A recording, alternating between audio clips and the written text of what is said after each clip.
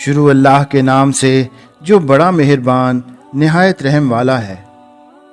ایک دن حضرت سلیمان علیہ السلام آسمان اور زمین کے درمیان ہوا میں اڑ رہے تھے کہ کسی گہرے سمندر سے ان کا گزر ہوا، تو دریا میں ہولناک موجیں اٹھتی دیکھ کر ہوا کو پھیل جانے کا حکم دیا اور جنات کو دریا میں غوطہ لگا کر نیچے کا حال معلوم کرنے کا حکم دیا۔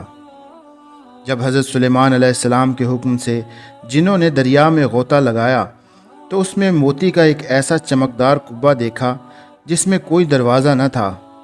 حضرت سلیمان علیہ السلام کو اس کی خبر دی گئی تو انہوں نے اس کبہ کو سمندر سے لانے کا حکم فرمایا۔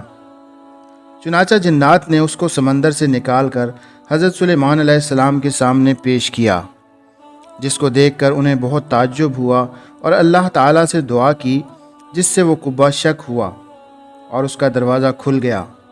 تو حضرت سلیمان علیہ السلام نے دیکھا کہ اس میں ایک نوجوان اللہ تبارک و تعالیٰ کے سامنے سجدہ میں مشغول ہے۔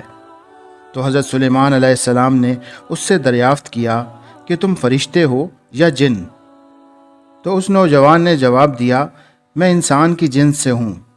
اس کے بعد حضرت سلیمان علیہ السلام نے دریافت فرمایا کہ آخر یہ بزرگی اور فضیلت تجھے کیوں کر حاصل ہوئی؟ اس نوجوان نے عرض کیا کہ حضرت مجھے یہ فضیلت اطاعت والدین اور ان کے ساتھ حسن سلوک کے سبب حاصل ہوئی۔ میں اپنی ضعیف والدہ کو اپنی پشت پر لادے رہتا تھا اور ان کی دعا تھی کہ میرے معبود تو میرے بچے کو سعادت عطا فرما اور میرے مرنے کے بعد اس کا مقام ایسی جگہ متعین فرما جو آسمان میں ہو نہ زمین میں۔ چنانچہ والدہ ماجدہ کے انتقال کے بعد جب میں ایک دریا کے کنارے گھوم رہا تھا تو میں نے سفید موتیوں کا ایک بڑا کبہ دیکھا۔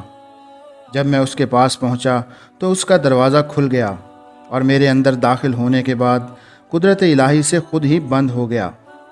مجھے نہیں معلوم کہ میں زمین میں ہوں یا آسمان میں، اللہ تعالیٰ اس میں مجھے رزق عطا فرما دیتا ہے۔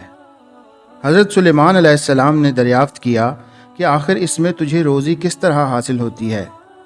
اس نے کہا، جب میں بھوکا ہوتا ہوں تو پتھر سے ایک درخت پیدا ہوتا ہے اور اس درخت سے پھل پیدا ہوتا ہے جس میں دودھ سے زیادہ سفید، شہد سے زیادہ میٹھا اور برف سے زیادہ ٹھنڈا پانی نکلتا ہے، جس کو میں کھا پی لیتا ہوں اور میرے سیراب ہو جانے پر خود ہی وہ درخت غائب ہو جاتا ہے۔